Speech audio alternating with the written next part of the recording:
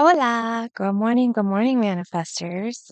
Welcome back to Manifesting Mindset. My name is Shanta, channel creator, and I literally just woke up. I'm trying to start this habit where we hold each other accountable, create community to manifest our best life. And it's been a little scary for me. Last week, I posted up my life stories basically to provide background. I really believe in vetting your people and the people you take advice from and things along those lines. So I wanted to take that one step further and talk about my spiritual background so that way you can know where my source is coming from to be sure that my thoughts, ideas, and values are in line with yours and where you're headed. I will say that this has been a kind of a hard transition for me. I do feel like I'm going through a spiritual awakening. Past couple months have been really confusing. I've had different obstacles to overcome, and I do feel like I'm passing certain tests and getting going. And this right now is my current test is to get this going into like, I don't know if I'm supposed to be going live every morning or just posting every morning. I don't know what I'm doing, but I do know that I am following my gut. I'm supposed to be doing this, and so I'm so sorry that it's not pretty right at this juncture. Anyways, so my spiritual life. I was born into a family that was already practicing Christian. I think at the time they were probably Baptist or something. Like my mom had been to church with my grandpa and my grandma, and they would sing in the church. So there was like some Christian upbringing before I came around, but my mom was um vulnerable. I mean, I guess moms of the 80s, right? She was born in 1965, so she was at a very young age. I'm thinking because of what, the 70s? I don't know. She was at a very young age, she was left in vulnerable situations too. Very similar to mine. Well, actually maybe worse. And so I'm thinking that when my grandpa and my grandma split up, there may have been a falling away from the Christian life, but then when I came on scene, my grandma was very involved in the church. Um, my mom eventually like kind of settled down a little bit when she got into her young 20s. And she didn't get too involved with church, but I was. I mean, I went to Awana. I went to church every Sunday with grandma. I was always asking those questions. I was always curious about the spiritual life, but I was also like not necessarily understanding the Christian faith, some of the rules around it, some of how there was a lot of uh like preaching and sermons on how humans are sinners and they're going to go to hell and things along those lines, and I always felt bad within my core because of course at a very young age humans made me feel like I was a sinner anyways. So I from like day one I thought I was going to go to hell, right? I was baptized at like 12, and that was a really great experience. I knew what I was doing. I totally agreed to that. And then I when I moved to Arizona in 2005, 2006, I started going to college and I took some world religions and women's studies. And that's what really busted open the floodgates of my spiritual life because I started questioning everything. I learned about faiths that existed before Christianity, and then it just tumbled. And I, my faith was shook. Okay. So, like, I was a steady prayer. I've read the Bible cover to cover 3 times. God was my person, my only person, right? But my faith was shook when I took all these extra classes because I felt like a child who had been raised in a closet and I was only given this one option to worship, right? Excuse me. Oh my goodness, excuse me. So I had the one option to worship, but then I realized I could do what I want. I could worship whatever I want. My grandma really hated this because I'd always been very, excuse me, gosh, I'd always been very like open-minded to people who are of other sexual preference or skin color, whatever, whatever. My family is pretty open about it as well. But if you're fornicating and things, then they would definitely want to call you out and tell you to straighten out your ways and, stop being a sinner and go to heaven. But for me, I always felt like my creator and my God would be more inclusive, more loving, more forgiving because I was raised in a closet and I didn't know what I didn't know. But when I knew, I had extra feelings about it, right? I don't even know how to explain that portion. Even spiritual in itself, it can be a confusing concept.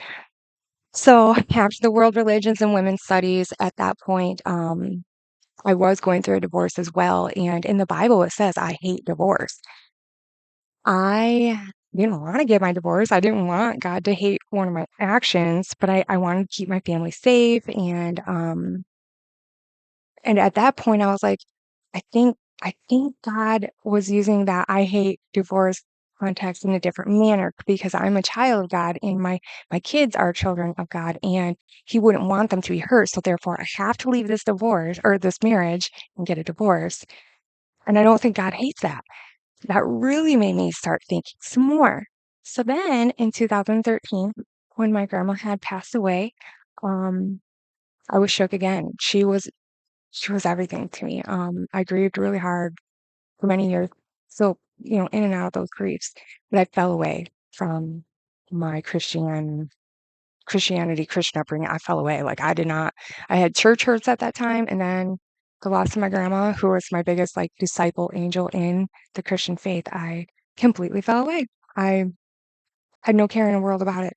But then when I went inpatient in 2015, I took my Bible with me and I did not set that thing down. I did not pull up my Bible down. I carried that thing with me everywhere for 14 days while I was in that place because I really, it's the only thing I had to cling to. My ex-husband was not coming visiting, was not bringing the kids or anything like that. It was a very, very lonely time. And I found my faith. Now I say I found my faith because I did not find Christian faith. I found like the Trinity, and that faith was a relationship that I held with the Trinity, me and them, and really no one else. It was just a huge like growing period with me and my spiritual well now I call it my creator, ancestors, angels, my guides, um, because I went more toward like the law of attraction and physics, energy, souls. 'Cause I do believe that we are energy and we have the ability to attract positive energy. And I believe that we could do that through our prayers, which we could also call manifestations. And I believe that is done through the faith, which is why I'm grateful for the Christian background because Christianity is really, really hardcore on talking about your faith. And when you ask, believe, you will receive. And that is a really, really huge thing in all your prayers, no matter what your spiritual background is. When I was teaching some classes at the prison for substance abuse counseling, that was the main point that we would make. And of course, I couldn't talk about like Christianity in a setting like that because there's a lot of legal boundaries. But yeah, you want to have a higher power. So I would say to these inmates, I'm like, I don't care if it's your big toe. You need something bigger than you because the world is hard and it's lonely and maybe you need to talk to your big toe to get you through it. I don't know. So I I'm really excited to be at this point, at this juncture. Today, what I'm going to do is I've got to start with my manifestations. I did not do this yesterday. I had an amazing interview yesterday with a healthcare place organization. They do like stipends, school stuff, and I'm really, really excited about the opportunity. It's an amazing interview, and it was a third one with this place too. So I'm gonna do my manifestations. I really need to pump up my ego. Um, I have my ex-boyfriend, the one that broke up with me like a week and a half ago, really, really being a thorn in my side. And I just know that the test for my character and my ability to push past obstacles and the people who are saying that I can't do certain stuff and things, even though it's in my gut that I have to do this. I need to like push away all the hater attitude, reject that negative energy, and just keep pushing forward with something I know is on my spiritual mission. So yeah, I have to manifest and journal and do a lot of affirmations, pump some stuff into my soul today. Plus, I get to go get my nails done. My ex-boyfriend sent me money yesterday. Praise the Lord, because I need to have somebody else pay for them. And I do that through my manifestations. I have not paid for my own nails in a couple months. I'm not trying to brag. I'm really trying to stay humble.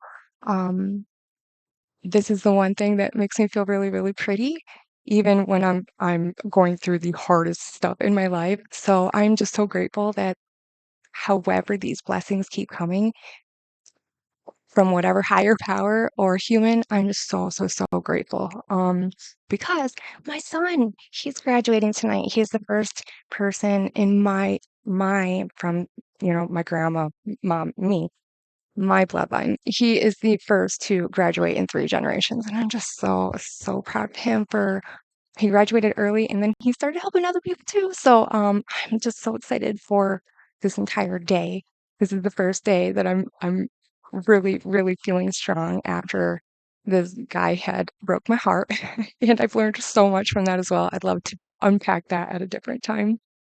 But aside from these affirmations, I'm also going to go to the gym. Today's leg day. Yesterday was arm day, and I was so swole. It was great, and that was part of my goals and um, getting my life back on track and that better quality of life. And then the other goal, if I have time, because this is a pretty busy day already, right? I'd love to get on the game stream, get and start facing that fear. I've been facing all the scary stuff and things, and you can tell, right? Anyways, thank you so much for joining me this morning and listening to my ramblings. I hope you find that my spiritual background is, I don't know, full enough to be able to feel like you can hear me out and share some ideas, concepts, and go forward with getting that better quality of life. Because I really, really, really do believe that um, waking up to a life that you love waking up to is literally like 3 prayers away. And the only thing stopping is the faith, the truly, truly believing, visualizing, and things along those lines. So let's go ahead and crack that piece together. And then we're all going to be superstars, living our best life, whatever that it looks like to you. I don't know. Please let me know in the comments. I would love, love, love to see what other people find as valuable. For me, it never used to be money, but I'm 41. I would really love a house that's quiet, that I can have a garden in the backyard, and I want a really firm bed, and I want it to have a bathtub and a walk-in closet, even though I don't wear that many clothes. But Michigan, you need a lot of clothes because you change your clothes like 2 times a day. So yeah, we're gonna manifest myself a house. What does it look like for you? What do you want to manifest? All right, guys, I gotta go. I gotta go get ready, put face on, and do all sorts and stupid things. So yes, thank you so much for listening to my rambling. And I will tell. Oh, good news! Remember how in one of my other 2 videos I said something about my teeth? I'm actually gonna go do that. Like I got a console and it's way less money than I thought it was gonna be. So I'm gonna do that. I'm like my smile will be fixed. I think maybe even by the end of the month. I don't know, but I'm so excited and I can't wait to share more with you guys. All right, I'm really gonna go. I'm done. I'm so done rambling. All right, bye guys. Have a great day.